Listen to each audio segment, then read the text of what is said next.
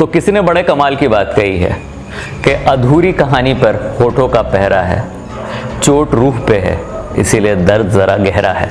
एक मैथिली सिंगर को एक नेपाली किसान से प्यार हुआ, दोनों की शादी हो गई। देश अलग, संस्कृति अलग, रहन सहन अलग, यहाँ तक कि दोनों के पेशे अलग। बहुत पैसे तो नहीं थे लेकिन प्यार बहुत था। दोनों की सोच अलग अलग थी लेकिन घर खुशहाल था। इस प्यारे से जोड़े को एक बेटा हुआ। हरे कृष्ण झा यानी पिता बहुत खुश थे कि घर में एक बेटा हुआ है। भुवनेश्वरी देवी यानी माँ उसे एक भावी सिंगर के रूप में देखती, तो पिता उसे एक किसान के रूप में देखते। ये बेटा जब धीरे धीरे बड़ा हुआ तो पिता ने उसे खेती सिखाई, हल चलाना सिखाया, बीज बोना सिखाया। नेपाल के उस हसीन वादियों में वो खेती करता और साथ साथ गाने गुनगुनाता। आखिर उसके खून में ही सुर था। महज 12 साल का यह बच्चा बड़ा हो रहा था। होश संभालते के साथ उसने ये डिसाइड किया कि उसे सिंगर बनना है।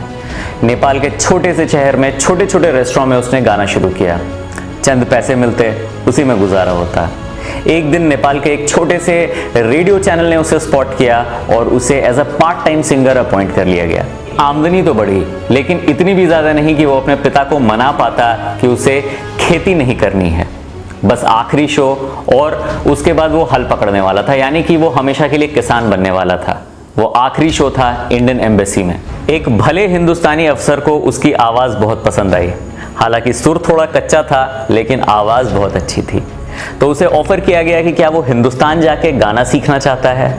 उसे तो जैसे नया जीवन मिल गया। उसने बॉलीवुड के बारे में बहुत सुन रखा था और उसका एक सपना था कि वो बॉलीवुड के फिल्मों के लिए प्लेबैक सिंगिंग करता। उसे बड़ौदा या लखनऊ भेजने की बात कही गई, लेकिन उसने हाथ जोड़कर विनती करी कि उसे बंबई जाना है। 22 साल के नौजवान को बंबई भेज दिया गया। उसने 3 सालों तक गाना सीखा। अब परेशानी ये थी कि बंबई जैसे शहर में बॉलीवुड जैसे इंडस्ट्री में प्लेबैक में ब्रेक मिलना कोई आसान बात नहीं थी। कुछ मजे हुए कलाकारों का दबदबा था, जिसमें किशोर कुमार, लता मंगेशकर और मोहम्मद रफ़ी जैसे दिग्गज शामिल थे। प्रोड्यूसर्स और डायरेक्टर किसी भी नए कलाकार को लेने से घबराते थे। उसकी भीषण तपस्या 6 सालों तक चली। उसे एक ब्रेक न मिला। वो एक कमरे के एक छोटे से चौल में रहता और अब तो कई रातें भूखे पेट निकलती। लेकिन वो कहते हैं ना, हर दिन होत ना एक समाना। राजेश रोशन की नज़र उस पर पड़ी और उनकी अगली मूवी 1920 में उसे गाने का मौका मिला, वो भी उषा मंगेशकर और मोहम्मद रफ़ी के साथ। खुशी समेटे नहीं सिमट रही थी, लेकिन इम्तिहान अभी बाकी था। जिंदगी के कई रंग देखने थे। वैसे तो उसने कई म्यूजिक डायरेक्टर्स के साथ काम किया, लेकिन सफलता उससे 2 कदम दूर रही। इसी बीच उसे एक नेपाली मूवी में काम करने का मौका मिला, जो कि नेपाल के बॉक्स ऑफिस पे ब्लॉकबस्टर रही। अब उसे ये लगने लगा था कि बंबई उसे रास नहीं आ रही, उसे वापस लौट जाना पड़ेगा। उसे बॉलीवुड सिंगिंग से उतनी ही मोहब्बत थी जितनी अपनी जिंदगी से। उसी वक्त नासिर हुसैन की एक मूवी आई, कयामत से कयामत तक। सारे कलाकार नए थे। उसे उसमें गाना गाने का मौका मिला। मूवी रिलीज हुई, म्यूजिक रिलीज हुई, लेकिन पहले ही हफ्ते ये मूवी बॉक्स ऑफिस पे औंधे मुंह गिरी।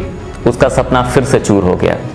ना उसमें वापस जा पाने की ताकत थी, ना ही अपनी हार पचा पाने की हिम्मत। उसने आत्महत्या की सोची।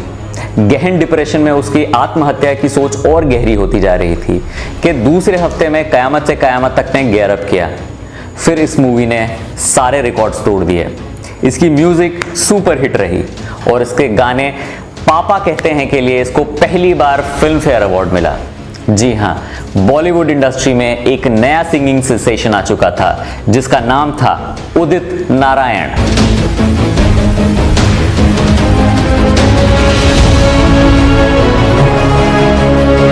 उसके बाद उदित नारायण ने कभी पीछे मुड़ के नहीं देखा। उनकी और अलका याग्निक की जोड़ी सुपर हिट रही।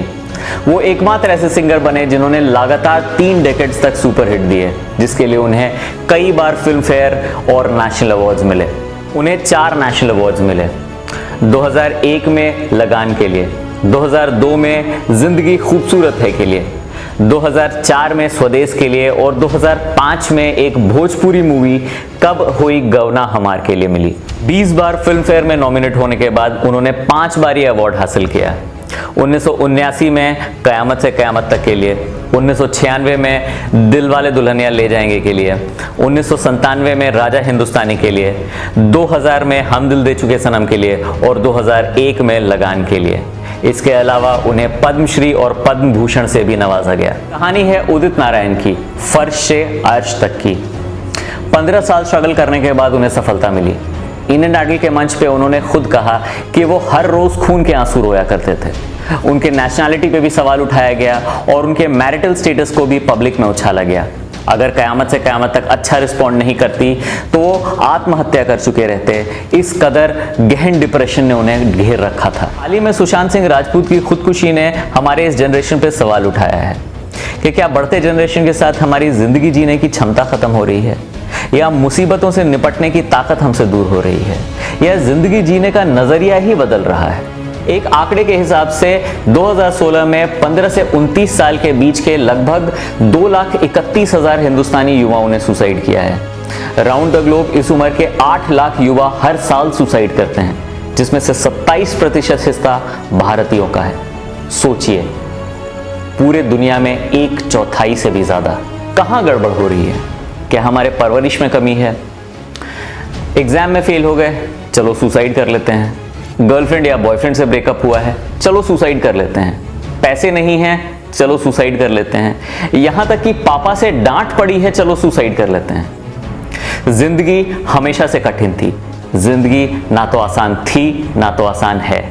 सपने देखना अच्छी बात है, सपनों को पूरा करना उससे भी अच्छी बात है, लेकिन अपने सपनों को अपनी जिंदगी से ज्यादा तवज्जो देना ये सही नहीं है। याद रखना, कठिनाई से मिली हुई सफलता के मिठासी कुछ और होती है, फिर उसकी कदर करनी भी आ जाती है। जिंदगी कुछ ऐसे जियो कि जितनी खुशी मंजिल पर पहुंच के मिले, उससे कहीं ज्यादा खुशी रास्ते में हो।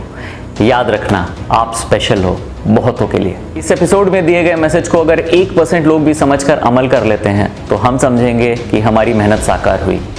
तो मैं फिर से कहूंगा कि कुछ ऐसा करो कि कोई ना कर सके। सालों तक क्या, सदियों तक दुनिया आपको याद रखे।